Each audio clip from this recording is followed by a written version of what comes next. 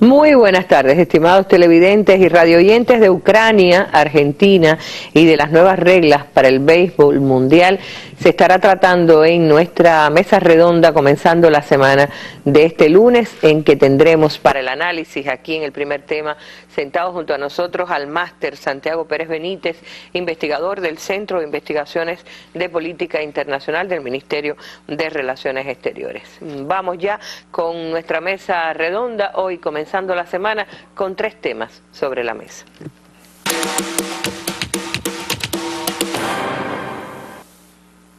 Pero como es habitual, antes de entrar al tema primero, que va a ser exactamente el año que cumple la crisis en Ucrania, vamos a la noticia del día. Y la noticia del día hoy se genera, aunque se genera en los Estados Unidos, tiene mucho que ver con Cuba, es que la Corte Suprema de los Estados Unidos ha declarado o concedido victoria legal a Cuba Tabaco por sus derechos sobre la marca Cohiba. Esta es una verdadera noticia. Dice que la Corte Suprema de Estados Unidos concedió hoy lunes una victoria a una tabacalera estatal cubana. Este es un reporte de la agencia británica Reuters. Dice al declinar intervenir en una batalla legal de larga duración con un rival estadounidense por el uso de la marca Cohiba. Al negarse a escuchar una apelación presentada por la compañía estadounidense General Cigar, que tiene su sede en Delaware, la Corte Suprema dejó intacto un fallo a favor de la empresa cubana Cuba Tabaco. Debido al bloqueo de más de medio siglo que Estados Unidos aplica a nuestro país, la empresa estatal cubana no puede vender sus puros Cohiba en el mercado estadounidense, pero sí lo puede hacer en Cuba y otros lugares. General Cigar vende en Estados Unidos tabacos con la firma Cohiba, pero producidos en República Dominicana. La disputa legal se refiere a si la empresa cubana tiene derecho a impugnar las marcas de General Cigar pese al bloqueo comercial de los Estados Unidos. General Cigar es de Scandinavian Tobacco Group, la cual es propiedad en parte de Swedish Match AB. La Corte de Apelaciones del Circuito Federal falló en junio pasado a favor de Cuba Tabaco. Después de la negación de la Corte Suprema, el caso se llevaría ahora a la Oficina de Patentes y Marcas de Estados Unidos, Trademark Trial and Appeal Board, Junta de Apelación. El caso llegó a la Corte Suprema solo después de que el presidente Barack Obama anunciara en diciembre un cambio de política hacia Cuba para flexibilizar algunas restricciones al comercio y los viajes, aunque ha mantenido intacto el bloqueo económico. Bueno, esto tiene mucho que ver también con que esta noche comienza en Cuba el Festival del Habano, la mayor vitrina al mundo del tabaco cubano, diríamos que del mejor tabaco del mundo. Es la noticia del día. Cerramos esta y vamos ya a entrar en materia. Hoy hablamos en primer lugar de la crisis ucraniana que cumplió un año el fin de semana.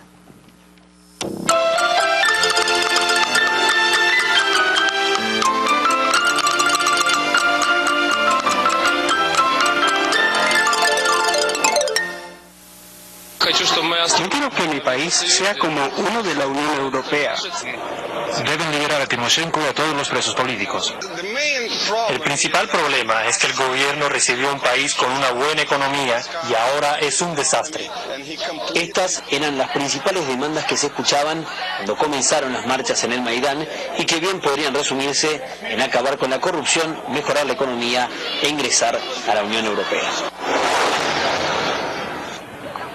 Respecto a la corrupción, las estadísticas colocan a Ucrania entre los países menos transparentes del mundo. La organización Transparencia Internacional hace una clasificación y da 100 puntos al país más transparente.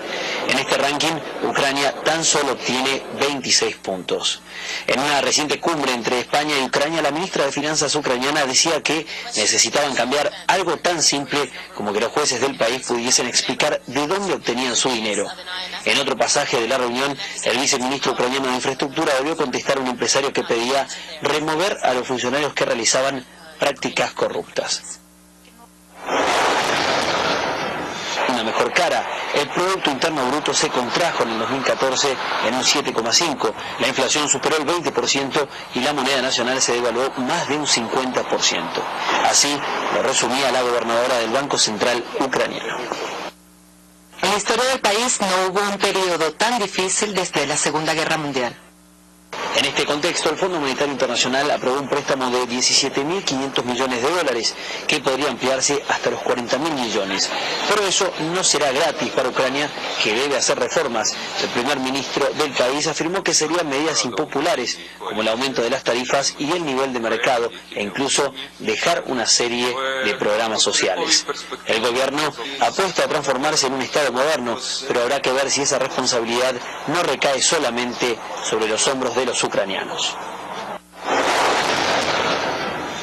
El sueño de integrarse a la Unión Europea fue uno de los principales reclamos del Maidán. En septiembre del 2014, un acuerdo de asociación, en principio comercial, se firmó por la Rada Suprema de Ucrania y por el Parlamento Europeo. Sin embargo, para solicitar ser miembro pleno, el presidente Poroshenko prometió que la nación recién estaría lista en el 2020. ¿Qué pasó entonces con estas demandas? ¿Están más cerca de concretarse? Creo que ninguno de los puntos establecidos en el Maidán ha logrado ser conseguido. No solo no ha logrado no ser conseguido, sino que se ha profundizado muchos de los puntos que se supone iban a ser implementados a partir del triunfo. El gobierno de Poroshenko ha asumido con una papa caliente entre manos. Una guerra que le cuesta entre 5 y 10 millones diarios y una economía en bancarrota. Así, tiene una difícil parada para hacer realidad las demandas del Maidán.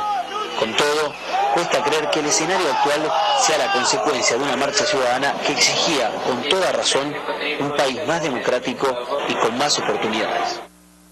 Bueno, yo creo que vale muchísimo para empezar, Santiago, la pregunta que se hacía al final el reportero. ¿Cuánto de la demanda del Maidán se ha cumplido? ¿Vale la pena preguntarse eso o en la práctica lo que pasó entonces hace un año, que ha traído como consecuencia todo lo demás, fue parte impulsado no necesariamente desde la propia Ucrania y de sus necesidades? ¿Cómo valorar un año después lo que ha acontecido en Ucrania y lo que ya sabemos, juntarlo un poquito hoy, un año después? Bueno, buenas tardes, Arlene, buenas tardes a los televidentes y radioyentes. Mira, en cada suceso político siempre hay muchas causas, y en este caso la crisis del Maidán, que se demoró durante cerca de 3 meses, comenzó en noviembre con las manifestaciones hasta el 22 de febrero, que fue finalmente el golpe de Estado al presidente Yanukovych. Evidentemente hubo causas profundas en el tejido social ucraniano, había un nivel de críticas muy fuertes al gobierno, el cual venía a su vez de salir, en general Ucrania inmersa en la crisis económica que sacudió a Europa en el 2009-2010, y también muchas críticas por la corrupción, por la situación imperante, por el poder de los oligarcas, etcétera. Pero al mismo tiempo, evidentemente, fue una crisis provocada por toda una política previa de los Estados Unidos y de la Unión Europea, que desde inicios prácticamente de la constitución de Ucrania como un país independiente comenzaron una línea de subversión al interior de la sociedad ucraniana y para separarle de lo que ellos percibían como la esfera de influencia de Rusia. Ahora, el documental que nos propuso Russia Today a mí me parece bastante adecuado, incluso lo que estaba planteando el analista, pero me parece que es un pálido reflejo de la situación actual un año después. Yo creo que es muy válida la pregunta, bueno, ¿qué ha pasado un año después? Estamos en medio de un país en una tremenda guerra civil, estamos en medio de un país donde han muerto más de 5.500 personas, 1 millón de desplazados, un país donde hay una gran polarización. Si bien siempre en Ucrania estuvo dividida entre los sectores de Occidente, del centro y los sectores del este, hoy día hay una polarización tremenda. En el caso del este, por la guerra que ya conocemos, y en el caso del oeste y del centro, un sentimiento nacionalista antirruso muy fuerte, que ha debilitado todos los vínculos entre estos pueblos eslavos e incluso al interior de Ucrania. Se ha impuesto, Arlene, con mucha fuerza el neofascismo en Ucrania. los llamados sectores de derecha, o el partido de Svoboda, que en su momento fueron los que generaron el golpe de Estado, hoy están presentes en estructuras de poder, en la Guardia Nacional, en el Ministerio del Interior, en el Ministerio de las Fuerzas Armadas, y todo el proceso político ucraniano después de Maidán se ha caracterizado por la supresión de la oposición y sobre todo los sectores de izquierda y sectores del este. Fíjate que en la historia ucraniana el poder de los sectores del este fue muy fuerte.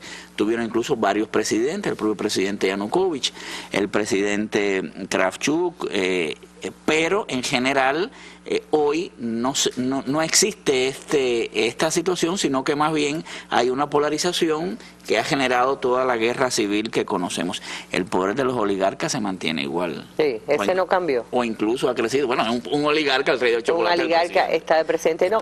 Pero también se habla de dos partidos dentro del propio gobierno, ¿no? Que serían el que le llaman el Partido de la Guerra y el Partido de la Paz.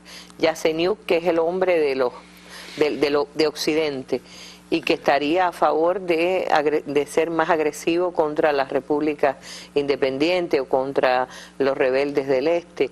Y se habla de otros que estarían, incluyendo el propio Poroshenko, en que no estaría a favor de una solución tan radical, que en definitiva está incendiando una zona bastante volátil de Europa. Ahí al interior de los bloques políticos, de las élites políticas ucranianas, evidentemente hay esta división.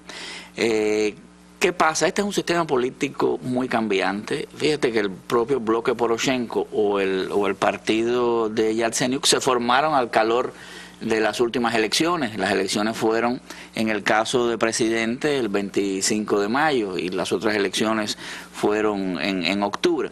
Es decir, estamos en presencia de una articulación de la élite política ucraniana, que es el resultado de la revolución de Maidán, donde estarían estas cabezas visibles, ¿no? Yatsenyuk, en su momento, Victoria Nuland, la subsecretaria de Estado, dijo que era el hombre de Washington. Exacto. Y Poroshenko, que de alguna manera representa algunos intereses de sectores de la élite ucraniana, pero está al frente de la presidencia.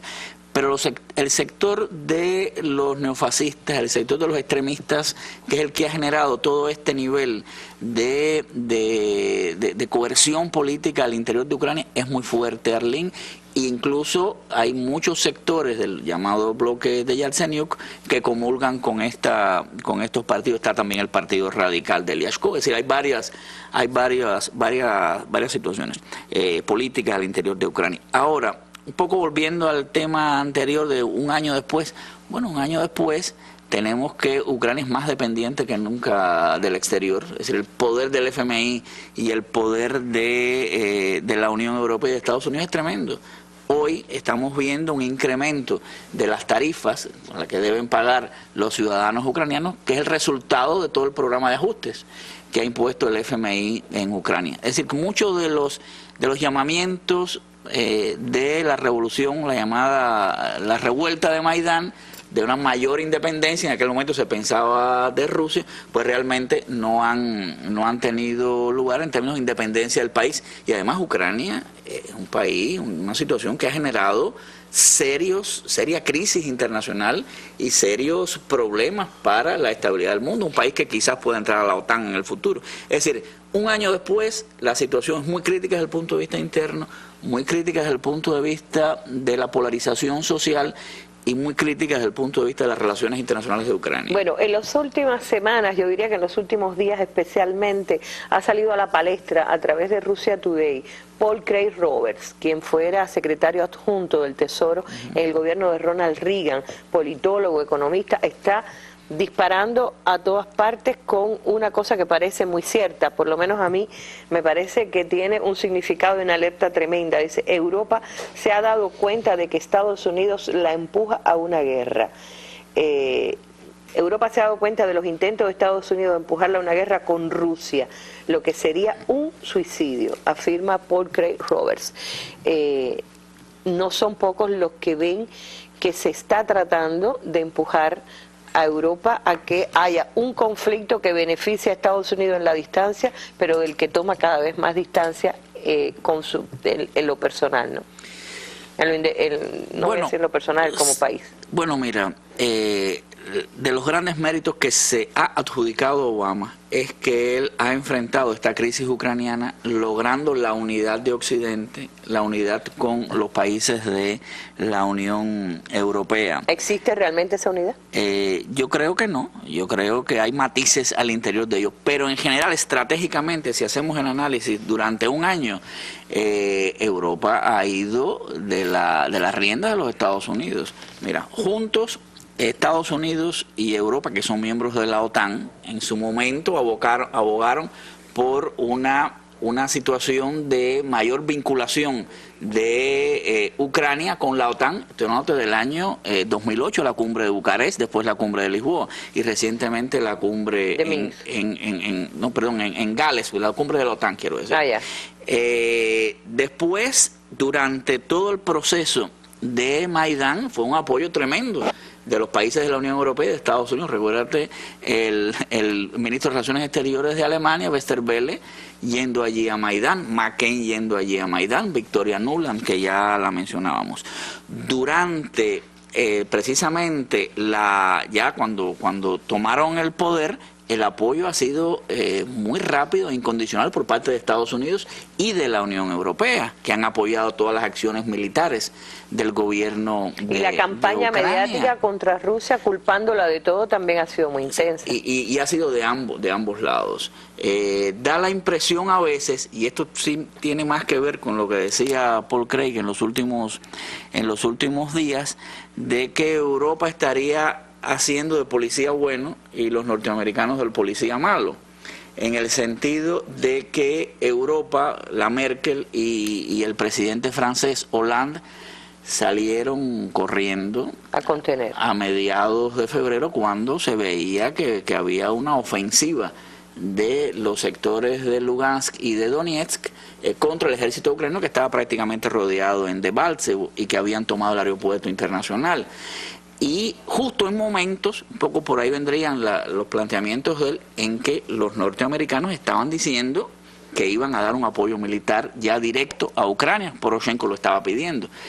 Este apoyo militar al link posible es muy importante. Estamos hablando de $3.000 millones, no es cualquier cosa. Y el presupuesto ucraniano para este año, que ha crecido muchísimo, es solamente de $3.000 millones. Evidentemente, ante las perspectivas de un desbordamiento de la guerra, y popular también, porque las milicias del Donetsk y de Lugansk habían dicho que si obtenían el ejército ucraniano esta cantidad de apoyo militar, iban a crear una movilización general.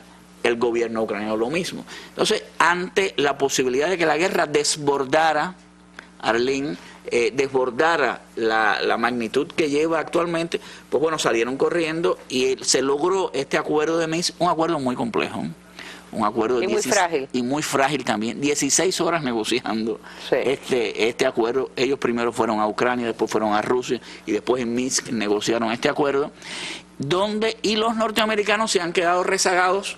Aparentemente es un poco su política que siempre han tenido, están del otro lado del Atlántico, para ver cómo evolucionan los acontecimientos. Obama nunca ha quitado de la mesa, como él dice, la posibilidad de una ayuda militar al gobierno ucraniano, y estos son de los grandes retos que tiene el cumplimiento del acuerdo de Minsk. Aunque habría que ver cuál es el nivel de disenso que tiene Europa de los Estados Unidos, pero a mi juicio lo que ambos están buscando es objetivos parecidos: debilitamiento de Rusia, debilitamiento de las milicias, y tratar de, mediante vías de la negociación, obtener más de lo que el ejército ucraniano ha obtenido en el campo de batalla. Bueno, esto es realmente complicadísimo, ¿no? Es un tema que vamos a seguir desarrollando en la mesa seguramente o posiblemente esta semana. No me atrevo a afirmarlo, pero me gustaría en este último momento hablar de ese mismo tratado de Minsk, que hablábamos de que es frágil, y de la posible evolución. Hay quienes dicen que hasta una posible tercera guerra mundial podría estar empujándose si no se percatan los amigos de la guerra, los partidarios de la guerra, de los grandes riesgos que comporta la excesiva agresividad en territorios cercanos a Rusia. Bueno, pueden pasar cualquier cosa. No creo que llegue a este nivel, ¿no? De una tercera guerra Bueno, la tercera guerra mundial ya la hay. Lo que la hay en algunos espacios en el mundo todavía, pero hay, ¿no? Los que la están sufriendo deben saber que sí. Por lo menos una guerra que involucre a Rusia y a Europa. Según Paul Craig, Europa se dio cuenta y no ha comprado la receta norteamericana de hacerle el juego ahí en esa zona. Pero hay el riesgo terrible y Rusia está mostrando músculo, como diría Walter Martínez, en materia militar. Yo creo que evidentemente hay un peligro de escalada, pero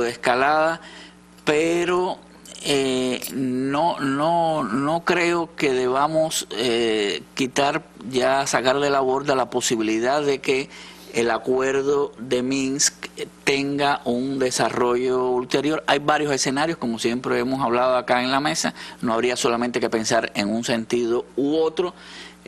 Hay posibilidades que tienen que ver con que el conflicto se mantenga como desde el acuerdo de Minsk 1 hasta el 12 de enero, es decir, un acuerdo, la tregua se interrumpe en diferentes momentos, pero al final no hay esa guerra total, o esa guerra de mayor envergadura que es la que pudiera estar planteando Paul Craig.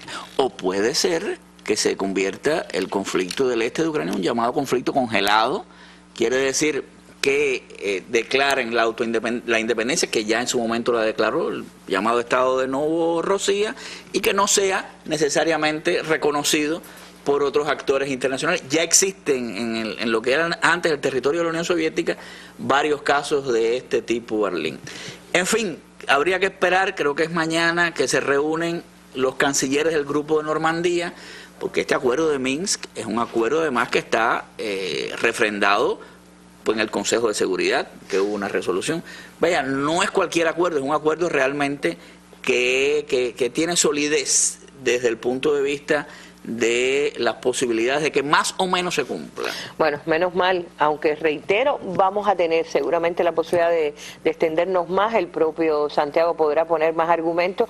Por lo pronto se dice que los rebeldes hoy, en este minuto, las fuerzas beligerantes favorecen al este, favorecen a los rebeldes, y que se han retirado las fuerzas de Debaltsevo, ¿no? Una aldea bastante importante en el panorama ucraniano, pero también Poroshenko ha dicho que el armamento pesado no se retira, quiere decir que la tregua es muy, muy frágil. Hay que seguir de cerca el tema. Ucrania sigue estando en la mira de los medios de comunicación internacional y los análisis que les prometemos para un segundo momento, para una vuelta. Te despido, te doy las gracias y seguimos nosotros en la mesa redonda. El más amplio análisis de los acontecimientos que marcan al mundo, con reconocidos periodistas y especialistas de temas globales y regionales. Los temas internacionales en la mesa redonda. Nuestras armas son las ideas.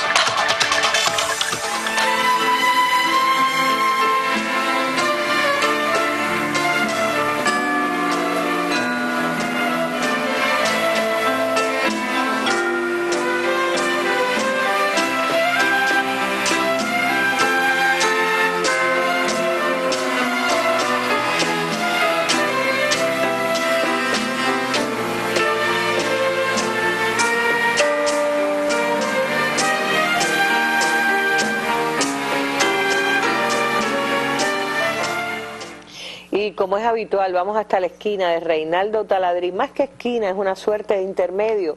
Atención todos los que siguen el béisbol internacional. Nuevas reglas del juego. Ahí nunca fue mejor dicho, reglas del juego. Reinaldo Taladrí, y tiene un invitado, no necesariamente dentro de la sala.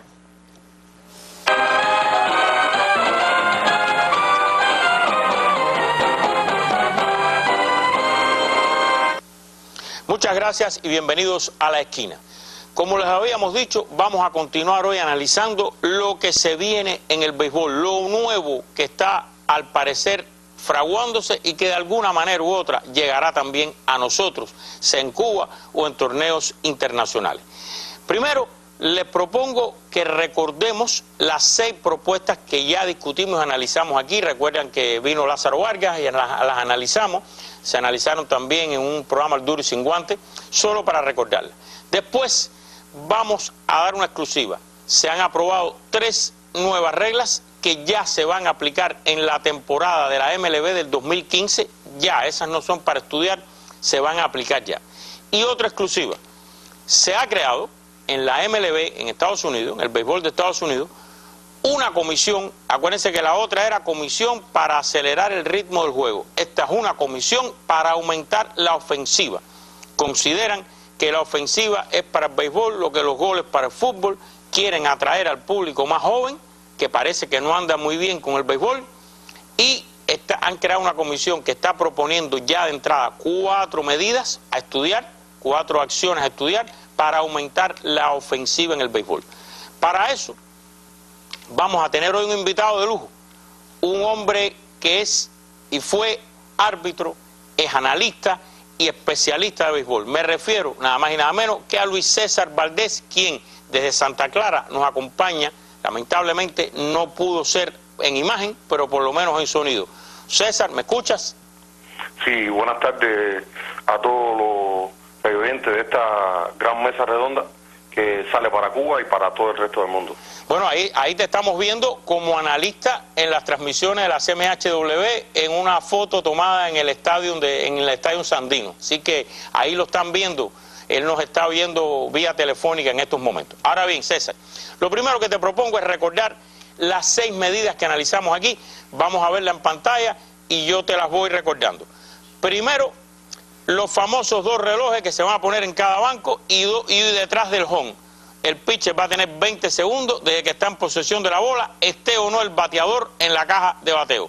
Esa era la primera, los famosos 2 relojes, 20 segundos desde que tiene posesión de la bola. Si no, le cantan una bola. Segunda, el bateador tiene que tener al menos un pie en el cajón de bateo. La tercera, se acabaron las 4 bolas malas. El manager se levanta en esta propuesta, le hace la seña de 4 al árbitro de home y para primera va el bateador. La cuarta, los entre innings solo pueden durar 2,05 segundos. El primer bateador debe entrar al cajón de bateo al minuto y 45. Si no lo hace, le cantan un strike. Si el pitcher no ha empezado en los 2.05, le cantan una bola. Número 5. Los cambios de pitcher solo pueden durar 2,30 segundos, activándose el reloj desde el momento que el lanzador cruza la línea de foul o sale del bullpen en el caso que esté en el center field. Esas eran y falta una. Ahí está. Se permitirán solamente 3 conferencias por juego. Esto incluye si el catcher va a hablar con el pitcher, si un cargabate va a hablar con el bateador, e incluye los extra innings. Esas eran las 6 que estaban propuestas que se van a aprobar en AAA este año. En categoría de AAA se van a implementar y aprobar a ver qué pasa. ¿Qué crees de estas 6 primeras, César? Bueno, mira, claro, todos los cambios emiten un juicio y la gente da su criterio, su opinión. Yo respeto la de cada quien. Voy a dar la de César. En este caso, el béisbol para nadie es un secreto que tiene que cambiar completamente el tiempo de una forma o de otra. Yo no pienso que esto ha sido nada que no se haya pensado, nada que no tenga que ver para el bien del béisbol. Para el bien del béisbol, ya sea olímpico, ya sea cual sea, porque estamos hablando de un deporte que no se sabe qué tiempo puede durar y las personas que van a verlo, por supuesto que han perdido, realmente ya no se hace tedioso, se hace demasiado aburrido en un momento determinado de estar 3, 4 horas, hasta 5 horas en un partido de béisbol.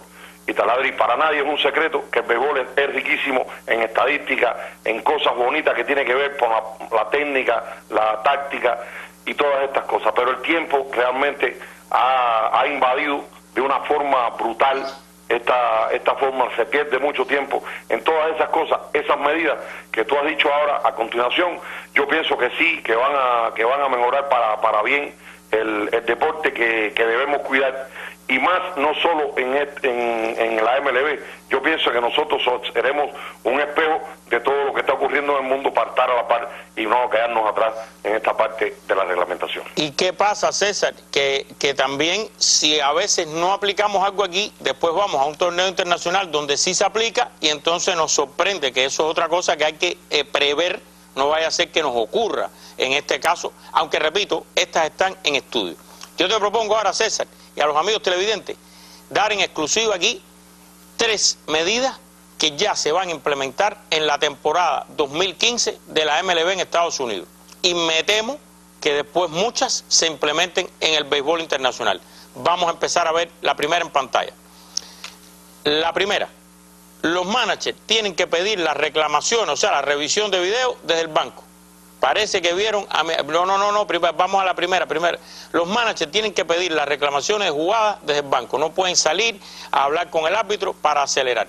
Parece que vieron a mi amigo Lázaro Vargas a la velocidad que sale del banco y adoptaron esta medida. Esa es la primera. ¿Qué crees de esta, César?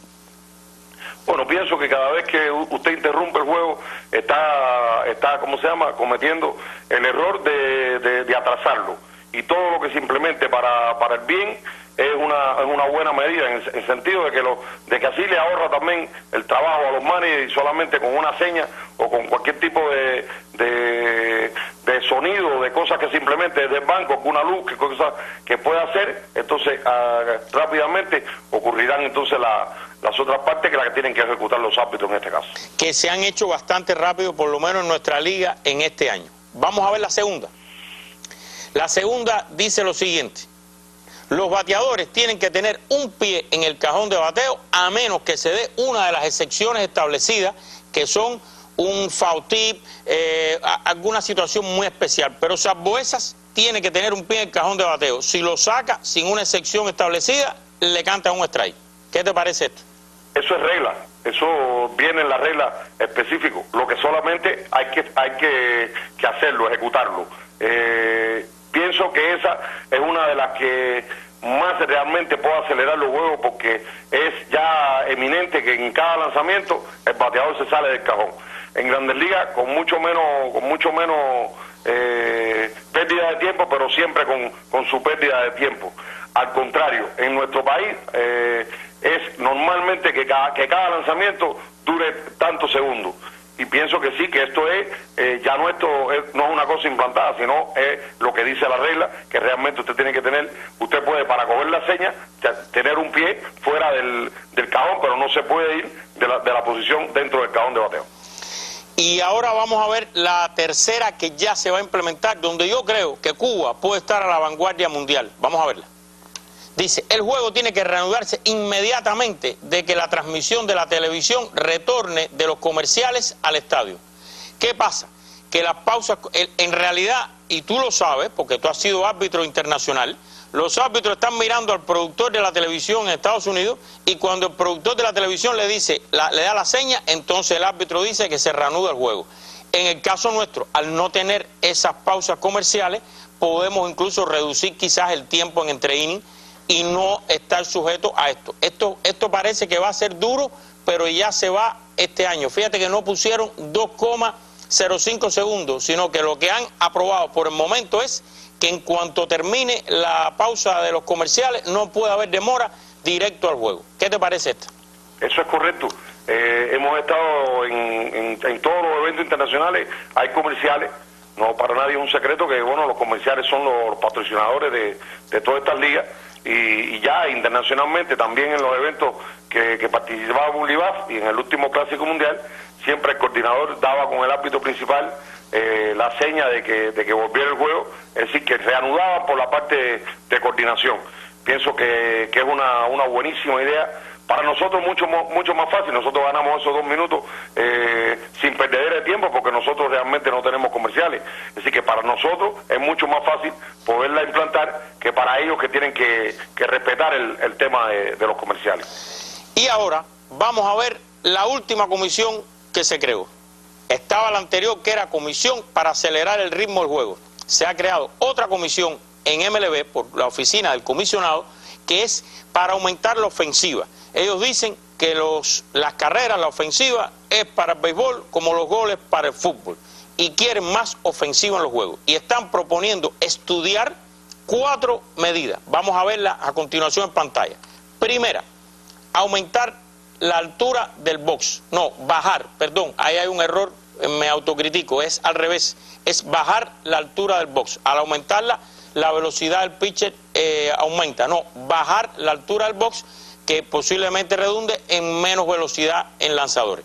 La número 2, bajar la altura de las cercas, o sea, disminuir la altura. Hay estadios que tienen cercas muy altas, el de Boston, por ejemplo, no sé qué harán ahí, y bajar la altura de las cercas. La número 3, prohibir cambios de posiciones defensivas. Esto yo se lo comenté ya a Lázaro Vargas, creo que es el manager que más lo usa en Cuba. Los cambios de posiciones defensivas es que viene a batear madera y ponen el segunda base, juega en terreno del short, el short se pega a tercera y se mueve todo el mundo en una dirección. O sea, ponerle un límite a la posición defensiva de cada jugador y no se puede salir de ese límite antes del lanzamiento. No quiere decir que después se mueven las jugadas, para evitar neutralizar jugadores que están buscando más ofensiva. Y vamos a ver la última. Mayor costura en las pelotas para mayor bote, o sea, aumentar las costuras, que significaría que al hacer contacto haya mayor bote y más ofensiva. ¿Qué crees de esto, César? Bien, tengo en la parte técnica, en la parte ya realmente original del juego de béisbol, yo pienso que ya en incluirse en donde usted pone los jugadores, usted lo que tiene que tratar de inteligentemente tratar de resolver el problema ofensivo de otra forma, de otra manera, y no así privando al equipo a la defensa, que pueda utilizar cualquier tipo de estrategia para que usted no le conecte. Eso es importantísimo en los equipos que se estudian, que se scoutean. Los scouting están para eso. Y yo sí pienso que buscar una pelota que esté entre la media, entre la que más bote y la que menos bote, eso es mucho más importante que no ampliarle la costura a una pelota que entonces ya tendría otro agarre, ya tendría otro tipo de movimiento, porque no se ha implantado, porque realmente cuando la bola tiene más agarre en la costura, siempre se mueve mucho más y va a ser... Para una parte sí va a ser más ofensiva, pero para otra va a ser más difícil para los bateadores que puedan conectar. Los lanzamientos que se mueven en distintas direcciones son mucho más difíciles que conectar que la recta lisa. Por lo tanto, y se estira mucho en el mundo en estos momentos en tirar rompimientos. Yo pienso que es buscar el límite de un béisbol con grandes recursos, que es como el béisbol de Grandes Ligas, y un béisbol nuestro que es para el pueblo, para nuestro sistema. Es adecuar a que la pelota que nosotros utilicemos no sea, por ejemplo, la Mizuno que nosotros utilizamos, que es con mucho bote, y por ejemplo utilizar una de menos bote, que puede ser la Kenko, puede ser la Rowling, puede ser otra pelota, y porque nosotros sí tenemos la ofensiva, nosotros lo que nos falta, según mi criterio, es el picheo. Y si nosotros tomamos esas medidas, como mismo la toman ellos, es posible que nosotros desequilibremos nuestro béisbol, que está realmente... tratando de insertarse en las ligas profesionales, porque realmente nos hemos quedado con esto de que nosotros tenemos que cambiar el pensamiento primero, el pensamiento nuestro primero, cuidar nuestra liga, cuidar nuestro béisbol. ¿Y cómo lo cuidamos? Lo cuidamos haciendo un grupo, como ellos mismos están haciendo un grupo para estudiar varias cosas en la liga de ellos, hacer un grupo para hacer un calendario que haya que respetar, que no haya que parar tanto entre cuando estén los torneos internacionales, es decir, adecuar nuestro béisbol al mundo donde se está insertando. Eso es mucho más importante para nosotros que en estos momentos irle atrás, así en un momento determinado ellas pueden cambiar, pueden bajar la cerca porque tienen los recursos para hacer eso, y nosotros estamos lejos de poder competir con ese béisbol todavía al paladrín. Bueno, César, se nos acabó el tiempo. Esto está en el primer inning. Yo aclaro que estos son propuestas que están en estudio, salvo las 3 que dimos en el intermedio, la que dimos en el medio, lo demás son ideas que se están estudiando y probando. Y lo más importante, César, y coincido contigo, es estudiar nosotros en función de nuestra realidad y lo que tomemos como decisión que sea por nuestras condiciones y por nuestra realidad. Muchas gracias, César, y espero que no sea tu última presencia aquí como analista y especialista de béisbol. Muchísimas gracias. Muchísimas gracias a toda Cuba. No, gracias a ti, y ahora termino la esquina y regreso a la mesa.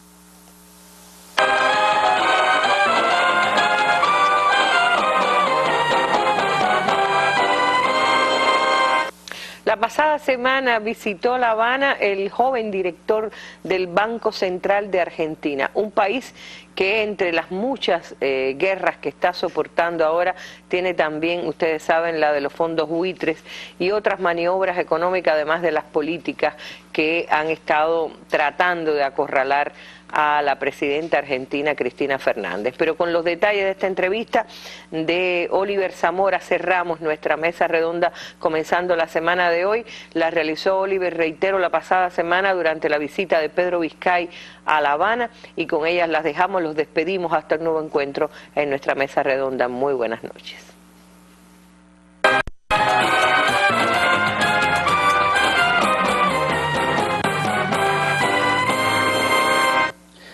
Muy buenas noches a todos los televidentes de la Mesa Redonda. Hoy tenemos la ocasión especial de poder tener acá en nuestro estudio a Pedro Vizcay, es director del Banco Central de Argentina, vamos a decir un personaje, una personalidad del mundo de las finanzas de ese hermano país que visita nuestro país con motivo de la Feria Internacional del Libro y que ha dado recientemente, hace pocos días, una conferencia en la Universidad de La Habana titulada La crisis de la deuda en el siglo XXI, soberanía nacional y gobierno del capital financiero, el caso argentino, y precisamente ese es el tema que queremos tratar hoy con Pedro, claro, siempre dándole una dimensión más latinoamericana, más internacional. Pero hay dos palabras que a mí me llaman la atención en el nombre de esta conferencia, soberanía nacional y capital financiero. Hemos visto, por ejemplo, en el caso de Argentina, hemos visto también en el caso de muchos países europeos, cómo determinadas instituciones financieras, determinados intereses financieros se ponen por encima de los intereses nacionales. ¿Qué papel tiene la soberanía nacional en medio del sistema financiero mundial actual? Bueno, Oliver, en primer lugar, encantado de estar en este programa compartiendo algunas ideas y reflexiones contigo y con toda la teleaudiencia cubana. Me han invitado a participar de la Feria Internacional del Libro de La Habana para compartir algunas ideas sobre los problemas vinculados a la organización del sistema financiero internacional en la vida contemporánea.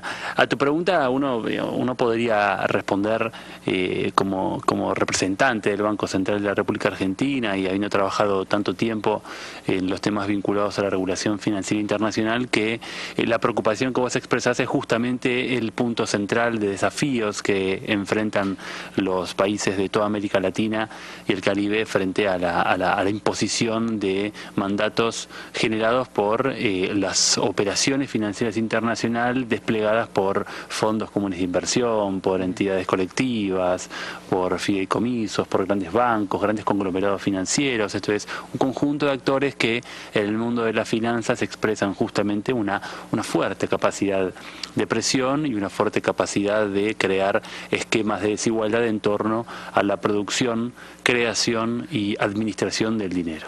Ahora, este sistema financiero a nivel internacional, ¿a qué intereses responde? Es decir, vemos que por supuesto están detrás grandes transnacionales, grandes empresas, sobre todo en el campo especulativo, pero se puede decir que también agudiza un poco esta brecha que existe entre países ricos, dígase Europa, Estados Unidos, quizás algunas economías asiáticas, y los países pobres tradicionales, vamos a decir. O sea, ¿aumenta esa brecha? Bueno, en principio creo que esto es un terreno de redefinición.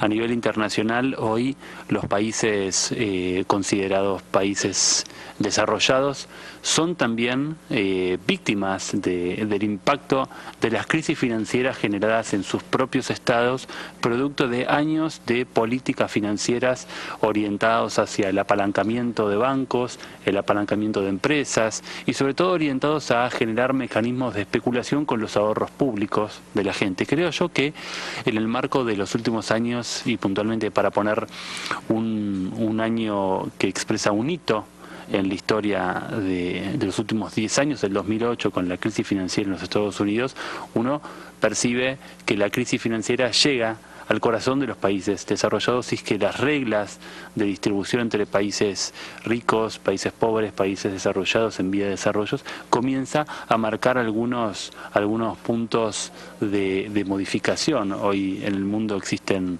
¿Cuáles son esos puntos? ¿Cómo se puede interpretar en eso, hoy en el mundo existen unos países que forman parte del bloque de los BRICS, Brasil, la India, China, Rusia, Sudáfrica, que están marcando un nuevo eje geopolítico en torno a cómo administrar las riquezas, cómo realizar, cómo establecer vínculos comerciales entre países y naciones de diferentes sectores del globo terráqueo, y marcan justamente esto, marcan una discusión en torno a cómo volver a pensar los vínculos institucionales y políticos con el sistema financiero.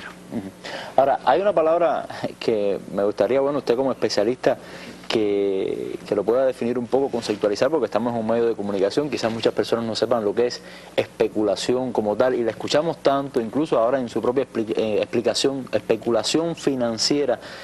Vemos que está en el sector petrolero, vemos que está en el sector de la finanza. ¿Qué se puede entender por esto? Bien, la especulación quizás debería haber sido una de las primeras preguntas, ¿no? Sí, es buena la pregunta, porque en tu presentación vos habías mencionado que yo era un hombre que provenía de las finanzas, y justamente yo soy un hombre que llegó al Banco Central sin provenir de las finanzas. Provengo de una serie de experiencias vinculadas a la regulación financiera y vinculadas a la investigación de los delitos económicos en diferentes países de América Latina. De modo que si un hombre de las finanzas debiera decir que la especulación es la actividad propia y desplegada o despojada de intenciones que realizan los actores financieros cuando buscan generar rentas económicas, desde el punto de vista de mi experiencia y de mi formación profesional, yo debiera decirte que la especulación financiera es el corazón y es el motor propio que pone en funcionamiento la actividad de las finanzas para generar acciones orientadas a producir rendimientos en contra de la capacidad de regulación de los estados. Hay un analista, un especialista en economía, que calificó una vez la especulación como el cáncer del capitalismo. ¿Eso usted está de acuerdo con esa afirmación? Y bueno, si está de acuerdo, ¿por qué? Bueno, yo por eso te decía, creo que el corazón del capitalismo es justamente la especulación financiera, no sé si el cáncer.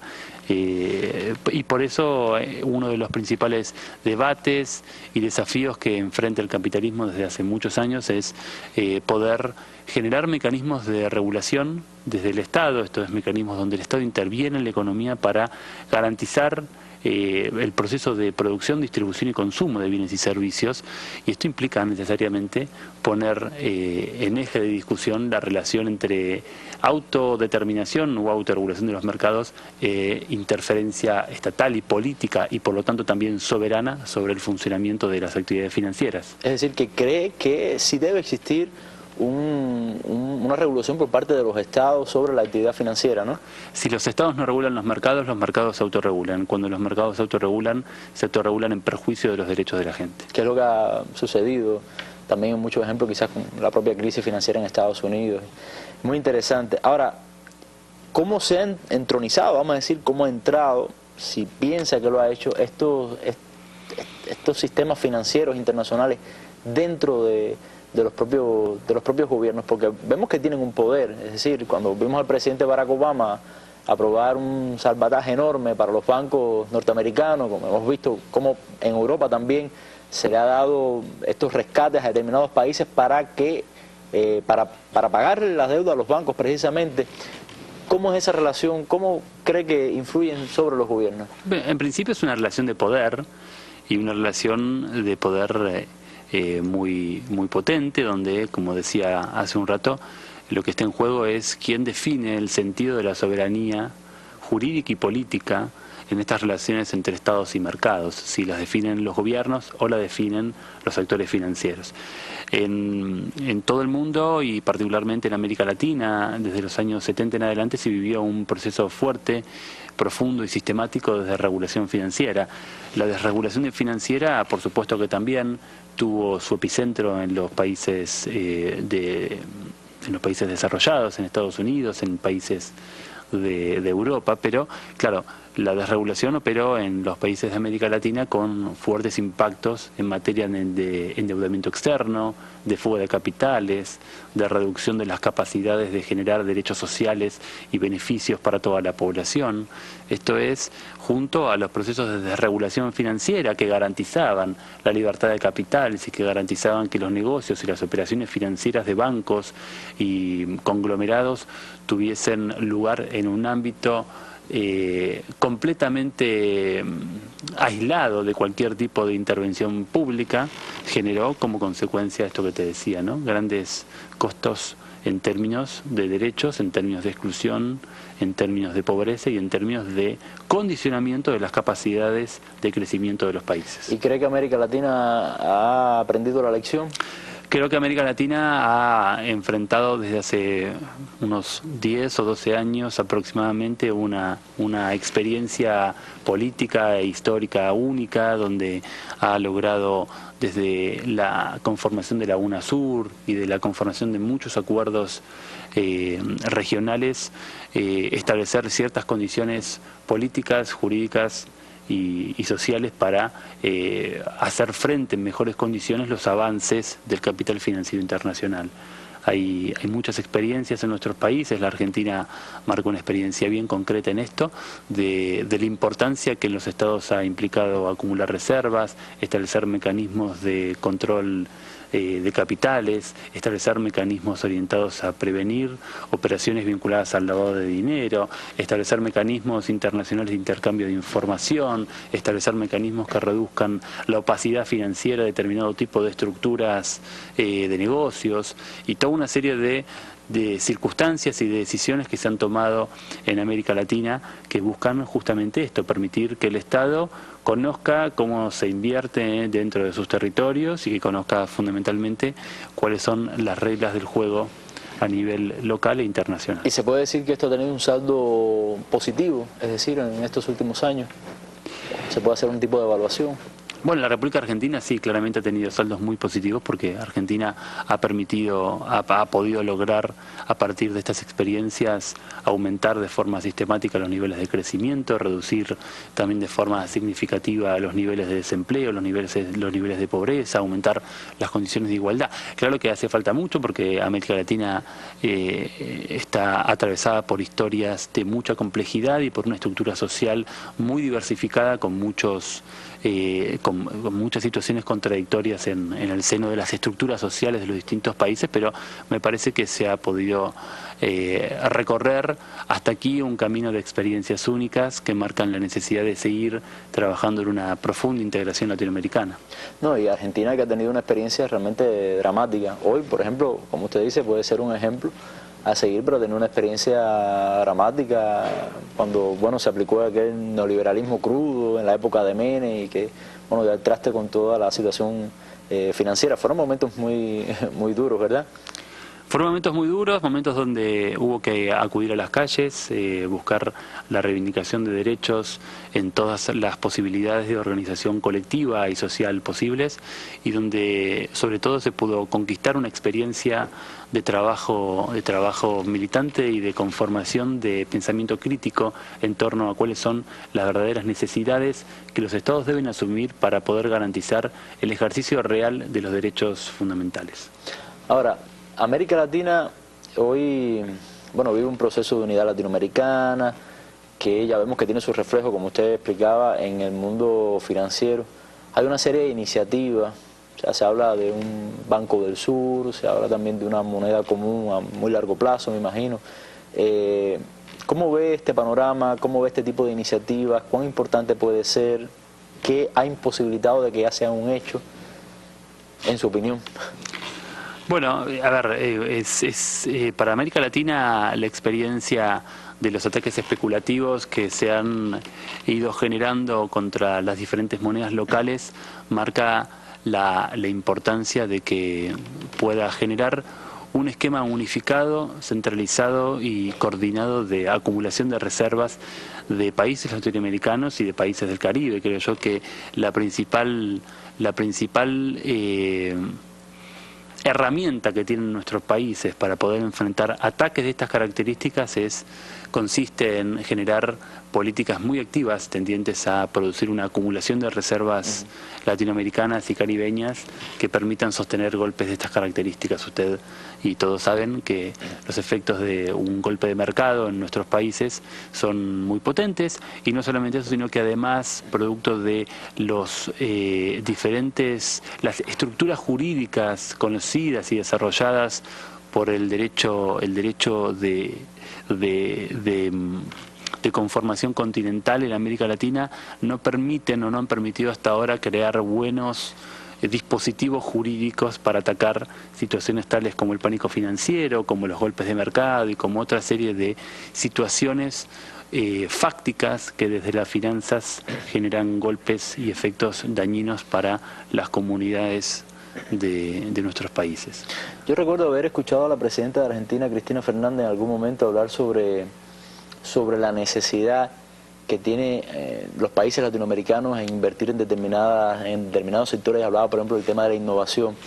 O sea, todas esas reservas que tiene América Latina, todo ese dinero que de alguna manera tienen a disposición los países latinoamericanos, en su opinión, ¿cuáles deben ser esos sectores a los cuales se le debe prestar mayor atención en América Latina, sí, en nuestros países? Es muy importante que Argentina y el resto de los países de América Latina trabajen fuertemente y de hecho se trabaja en esta línea, ¿no? En inversiones en desarrollos tecnológicos, en inversiones orientadas a generar mayores conocimientos, porque de esto depende en gran parte el aumento de la inversión y de la expansión de aparatos productivos que sean lo suficientemente sólidos y sostenibles para provocar políticas de mediano y largo plazo en materia económica. Ahora, ya una última pregunta. Se ha dicho por la CEPAL, por muchas instituciones internacionales, que América Latina, la economía latinoamericana va a crecer a un ritmo mucho menor, ¿no? Tomando en cuenta la coyuntura de una caída del precio de las materias primas. Entre ellos, bueno, también está Argentina, que también es un gran exportador de materias primas, alimentos. ¿Cómo ve este panorama desde el punto de vista regional, y si cree que la región tiene, vamos a decir, recursos para hacerle frente a esta situación? Bueno, sí, la región tiene recursos para afrontar situaciones de estas características. Lo cierto es que América Latina no está separada del resto del mundo, y el resto del mundo marca una situación de crecimiento con índices que empiezan a tomar cursos más lentos, de modo tal que necesariamente la región va a tener que acompañar de algún modo estas caídas en los niveles de crecimiento, que son productos de los menores índices de funcionamiento de actividad. Pero creo que ahí se está trabajando fuertemente en fortalecer las capacidades productivas, las capacidades de trabajo organizado entre los diferentes estados, y de mejorar los vínculos comerciales con los países que forman parte, como te decía hace un rato, del bloque BRICS. Bueno, la unidad parece que es la clave de muchos de los problemas de nuestra región.